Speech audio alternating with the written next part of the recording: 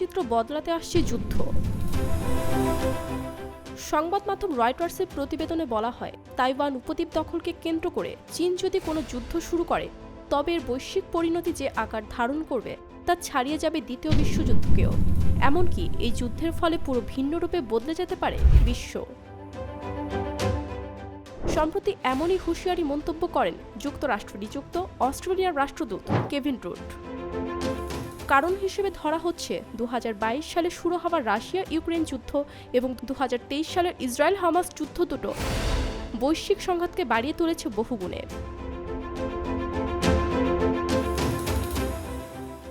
মরার উপর খাড়ার ঘা হয়ে দরজায় কড়া নাড়ছে আরেক যুদ্ধ। তাইওয়ানের সাথে যুক্তরাষ্ট্রের কোনো আনুষ্ঠানিক কূটনৈতিক সম্পর্ক না থাকলেও তাদের প্রধান নিরাপত্তা অংশীদার ওয়াশিংটন। এছাড়া তাইওয়ানের সবচেয়ে বেশি অস্ত্র সরবরাহ করে যুক্তরাষ্ট্র। এদিকে তাইওয়ানকে শুরু থেকেই নিজেদের ভূখণ্ড বলে দাবি করে আসছে চীন। দ্বীপটিকে নিজেদের দখলে নিতে প্রয়োজনে বল প্রয়োগের হুমকিও দিয়ে রেখেছে বেইজিং। যদিও চীনের এই সার্বভৌমত্বের দাবিতে তীব্র আপত্তি গণতান্ত্রিকভাবে শাসিত দ্বীপ তাইওয়ানের। এই সরকারের দাবি, কেবল তাইওয়ানের নাগরিকরাই নির্ধারণ করতে পারবেন তাদের ভবিষ্যৎ। দেশটির সাবেক প্রধানমন্ত্রী মারফত জানা যায়, চীন যদি তাইওয়ান দখলে সফল হয় তাহলে চরম প্রভাব পড়তে যাচ্ছে মার্কিন বিশ্বাসযোগ্যতার উপর।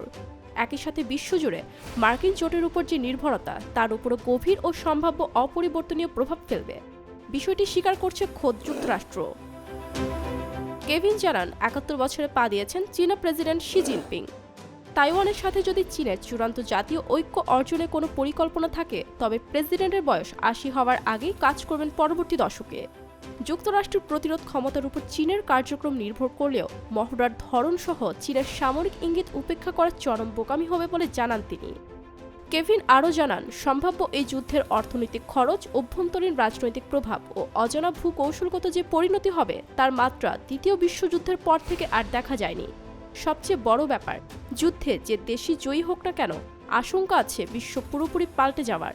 তাই ভবিষ্যৎ সামরিক সংঘাত এড়াতে যুক্তরাষ্ট্র, চীন ও তাইওয়ানের অভিন্ন স্বার্থ রয়েছে, যার পুরোটাই তাইওয়ানকে ঘিরে।